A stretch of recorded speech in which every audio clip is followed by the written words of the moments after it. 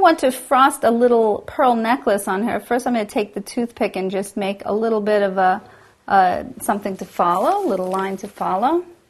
And then I'm going to take the pastry bag and make tiny dots.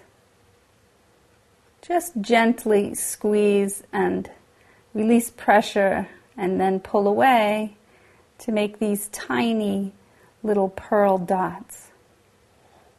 Gives a very delicate look.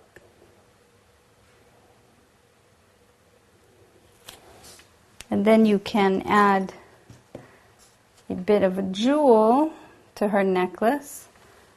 Cut a tiny bit of fondant in sort of a diamond shape.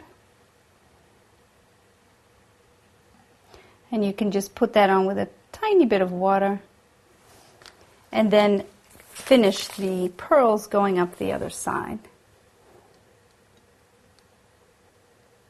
Now I'll show you how to put a little accent around the sleeve. I'm going to use that same tiny number 2 tip and just put a tiny, tiny pearl all the way around the sleeve.